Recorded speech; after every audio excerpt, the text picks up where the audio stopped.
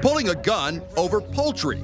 I get shot in Safeway over some chicken. How one man's dinner from the deli spiraled into violence at a Seattle grocery store. An uphill battle to pull off a ravine rescue. They said they're almost at the top, which is a ways. How first responders pressed forward after the ambulance got stuck in a winter storm near Snoqualmie Pass. A grieving mother with a message for her son's killer. I don't know how you're living with yourself. Now an eyewitness is shedding light on what unfolded in a busy Ballard intersection. Tonight in the Spotlight.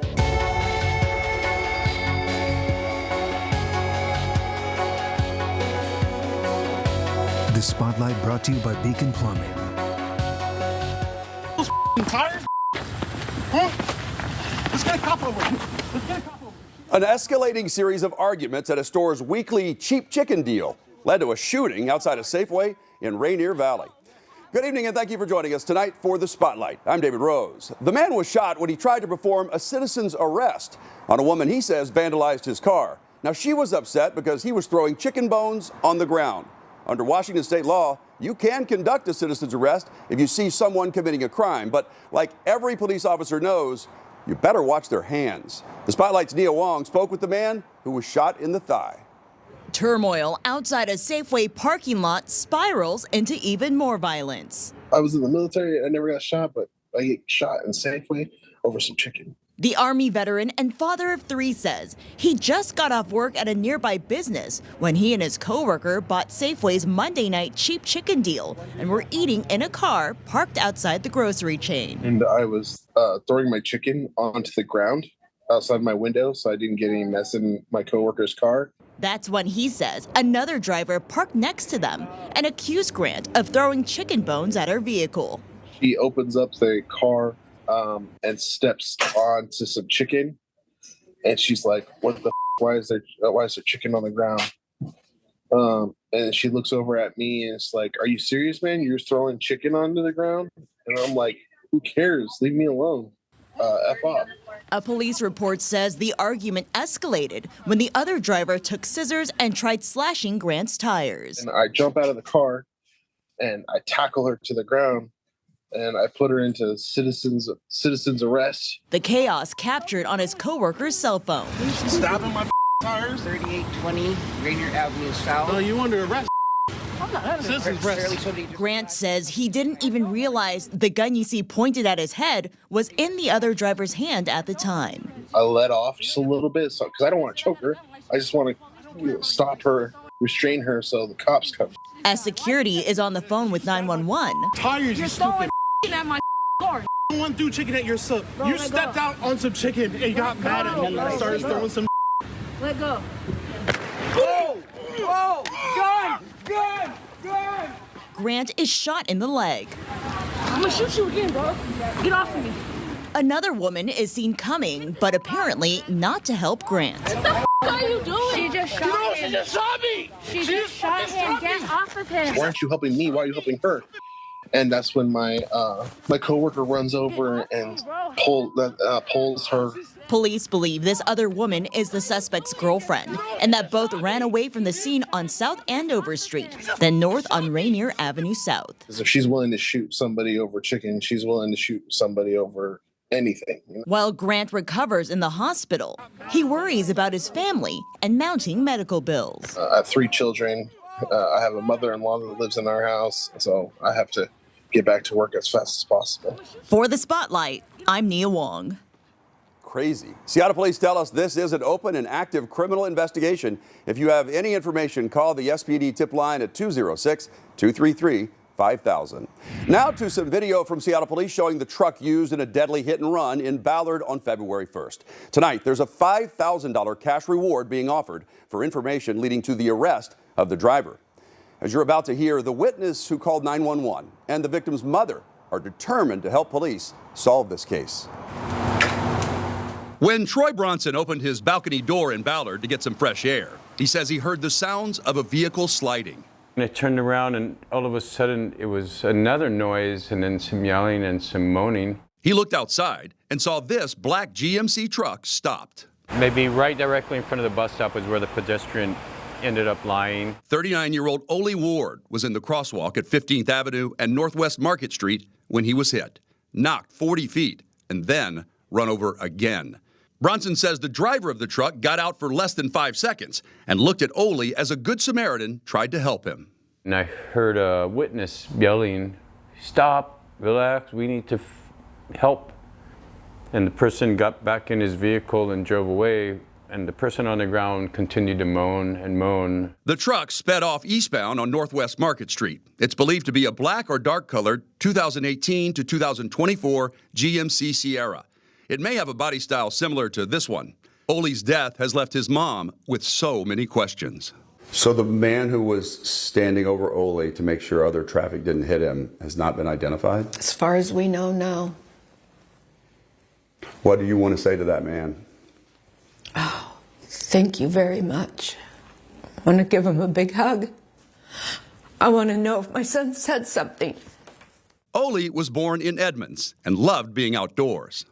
When he was in Boy Scouts, he learned so much from Boy Scouts, and whenever these young teenagers went down and built a fire down at the beach, it was him.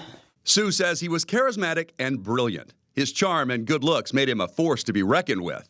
He battled substance abuse disorder, but she was shocked to hear how he died because he was always so cautious, regardless of whether he was sober or under the influence. I think all of his friends and everybody that knows him would say the same thing. He had a spidey sense about him.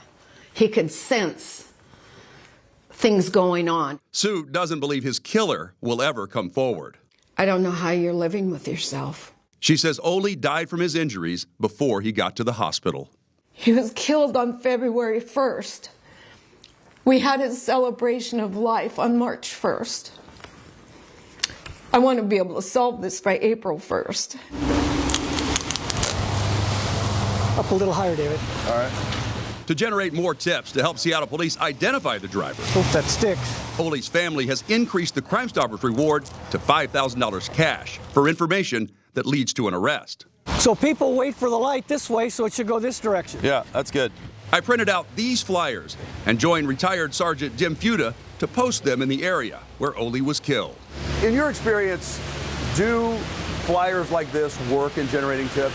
They can, because as people are on foot. The poor victim was on foot, so maybe someone in the area will see it. The family's going to blanket the area here with this, so hopefully it'll work. I can tell that I've met him. When Troy Robinson saw Ole's photo on the reward poster, he realized he knew him. They talked about travel and surfing. Now he's planning to help spread the flyer throughout the neighborhood. Maybe we can all put this puzzle together and find this monster that did this to him. I'm going to follow him to the very end. I will follow him to the very end. We won't stop. Here's one more look at the suspect's black GMC Sierra. It will have damage to the front of it. Bronson described the driver as shorter than 6 feet tall, who looked like he may work in construction, wearing blue jeans with a black jacket, and he acted very casual about the whole thing, barely showing any reaction. If you know who the driver is or where to find that truck, please submit a tip to Crime Stoppers by texting the info through the P3 Tips app on your cell phone, or you can call the hotline 1-800-222-TIPS. It is anonymous. Under the current law, the penalty for a felony hit and run in Washington state is up to 10 years in prison, but that's rarely the sentence handed down. So Sue is planning to start a campaign in her son's name, calling on legislators to establish a set minimum sentence for drivers convicted of killing pedestrians like Ole. Well, tonight, this community leader from Everett, who was working to reform the criminal justice system and help inmates transition out of prison, is back behind bars himself. Just hours after Percy Levy testified before the House Community Safety Committee, he was arrested by the Snohomish Regional Drug Task Force after a 16-month-long undercover drug operation. He served as a community outreach specialist for the nonprofit Washington Defender Association. He was also treasurer on the board of the Black Lives Matter Seattle-King County chapter. Levy spent 17 years in prison for a home invasion robbery of a drug house before then-Governor Jay Inslee granted him clemency and released him in 2020. He even posted about it on his Facebook page. After his arrest during a traffic stop, detectives say they recovered 556 grams of powder fentanyl from his home, along with a digital scale and a bunch of cocaine, packaging, and a handgun. The DEA says that's enough to kill more than 270,000 people. Levy's being held on $1.5 million bail. Just prior to his arrest, He testified to legislators in Olympia about a bill regarding the Department of Corrections. My name is Percy Levy, Percylevy. I am formerly incarcerated. I now work for the Washington Defender Association as the public outreach specialist. One of my main parts of my job is assisting people coming out of prison. Well, thank you very much. Very informative comments, and thanks for the work you're doing, and congratulations on your successful transition there. Well, to be fair, Committee Chair Roger Goodman didn't know Levy was about to be booked when he congratulated him. Levy is facing 10 counts of gun and drug charges. An arrest has been made in this dramatic burglary caught on camera inside the Alderwood Mall back in January. Surveillance video captured a man shooting his way through the glass door of a shoe store, then stealing designer sneakers worth more than $15,000. On March 12th, the Snohomish County Violent Offender Task Force arrested Micah Snyder at a Pierce County apartment. Authorities say he confessed to the Alderwood Mall heist and several similar burglaries at the South Center Mall, South Hill Mall, and Tacoma Mall. When he was taken into custody, authorities say he had an AR-10 style rifle in his vehicle. Snyder is charged with first-degree burglary, but prosecutors say his use of a weapon makes him a danger to the community. But this defendant separated himself from a lot of other defendants who may be armed during burglary, and that he actually used the firearm. Now, he may have used it to gain entry, but it's certainly a dual-purpose weapon. It was used again in a similar burglary that he admitted to that occurred at the South Hill Mall, and when he was arrested, he was found with a long gun. Snyder's attorney asked for $25,000 bail, arguing he hasn't had any warrants or convictions since 2019. Judge Anthony Howard granted the prosecution's request for a $50,000 bail. We're about to start trying to drag you up out of here. We'll get you in a nice warm ambulance. Oh, it's so cold, guys. Frigid conditions and a flipped-over Jeep. The King County Sheriff's Office released dash and body cam video of this rescue near Snoqualmie Pass. A father and son decided to go off-roading during extreme winter conditions. The dad's Jeep slid off the road 60 feet down a ravine. A deputy from the Northeast Precinct responded to the call for help. Forest Service Road 5510, dark and covered in snow on the night of February 16th. This deputy was responding to an injury accident near the Humpback Mountain trailhead, along with an ambulance that got stuck. Do we know how much further they are? They said they're almost to the top, which is a ways. Yeah. I don't know if we're going to be able to get them. Okay. You can get up there better? I'm going to try. I don't know if you guys want to hop in or... Absolutely. I think that's It was all aboard in the deputy's Ford F-150, and when they managed to reach the scene, they had to scale 60 feet down a ravine. The Jeep landed upside down, wedged up against some trees. Its 54-year-old driver clearly in pain. Yeah, just try to hold still for right now. Hold still, yeah. Does your neck or back hurt at all? Okay, so go ahead and hold still, sir. Okay. They stabilized the man and wrapped him in extra jackets to keep him warm until more help arrived. We're about to start trying to drag you up out of here. We'll get you in a nice warm ambulance. Oh, it's so cold, guys. Now came the grueling task of pulling this patient back up the slope using a basket and pulley system. Oh!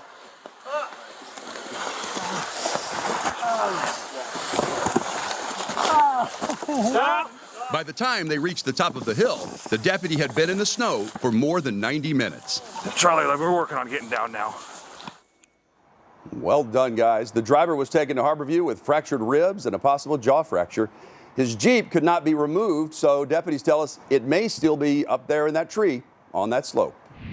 An arsenal of weapons stolen and now somewhere on the streets. This surveillance video shows two thieves hitting a storage shed in Pierce County and casually carrying off 60 guns. Those include pistols, rifles, shotguns, even ARs. The Spotlight's A.J. Janabel spoke with investigators who say they've hit a dead end. They're hoping the community, you, can help identify those suspects and get those guns off the streets.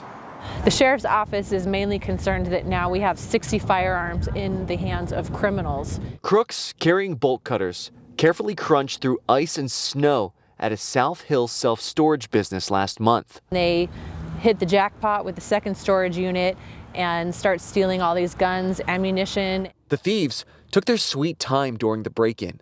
Deputy Carly Capetto tells me for about 40 minutes, the burglars unloaded dozens of guns and hundreds of boxes of ammo from a storage unit into their getaway truck. You see the suspects pushing a tote through the snow that obviously appears to be very heavy, because the suspect even pauses at one point and kind of like looks up and takes a breath before he starts pushing it again. Capetto says it's not just guns and ammo. These thieves seem to have a taste for the finer things in life. They're Park West paintings. The owner had listed the value between $5,000 to $20,000 depending on the photo. Capetto tells me in total, these self-storage sharks made off with $60,000 worth of property. With the investigation essentially coming to a standstill, Capetto tells me the sheriff's office is hopeful someone can recognize these two suspects fast. Any gun in the hand of a criminal, it could be used for a variety of horrific things, anywhere from committing more crimes or selling them to other bad people.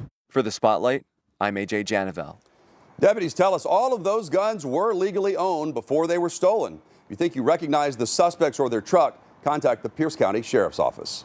A crash and grab potshop burglary caught on camera in Maple Valley. A group of thieves used that car to smash through the garage door of Gooby's Doobies, and then they stole everything they could get their hands on. These burglars were so brazen, some of them didn't even wear masks. The business has now installed sturdy bollards in front of the building to deter more crash and grabs, but if you recognize any of those suspects, contact Maple Valley Police. That's what woke me up. It sounded like a machine gun going off. Gunfire in the middle of busy neighborhoods. People who live in South Tacoma say this happens all too often. That shooting you just heard happened back on February 8th along South Tacoma Way. 2 people were hurt. No arrests have been made. We spoke with a man who lives a block away who says his home keeps getting hit with stray bullets. Below that window, that's where the first bullet hole went. That did not come through. The big thing to me was having 4 shootings that I know of in 6 weeks. Neighbors we spoke with want to see an increased police presence in the area. When they go from one place to another, just drive through the neighborhood. If you drive through the neighborhood, the people that are bad guys are going to say, maybe that's not a good place to be. Tacoma police tell us on-duty officers do actively patrol neighborhoods in South Tacoma as the department utilizes data-driven strategies and community policing. But there's a new top cop in Tacoma that's going to be dealing with these challenges. Patty Jackson has been sworn in as interim police chief following the resignation of Avery Moore. Jackson may be new to the Tacoma Police Department, but she has served more than 35 years with the Pierce County Sheriff's Office. Jackson says her interest in law enforcement came from a shocking personal experience. I worked for a credit union. We got robbed. That was my first interaction with, and actually, the Tacoma Police Department. Jackson ran for county sheriff last election, losing by just about 2% of the vote. Now she has a new opportunity to protect and serve a very similar population. According to the laws and the best of my ability. Congratulations. It's good to get somebody in there that might listen from a different ear and see things from a different lens, yet that's not too far removed. I've known Patty for a long time, and I can tell you Tacoma will be well served. Now, she's currently the interim chief, but she says she wants to be the full-time chief if the city will have her. On the Spotlight, we shine a light on crime, making sure those who try and take advantage of perceived vulnerable or innocent people are held accountable. But let's shift the spotlight to a group of women literally fighting back. As Sabira Rayford shows us, these women are making sure they know how to stand their ground. I'm here with Bellevue Police, and we are learning about self-defense. Okay. This is a one-of-its-kind program teaching women all around our area how to protect themselves. Take a look. Yeah, like that. We wanted to showcase women in law enforcement to our community. Left foot, push off that left foot.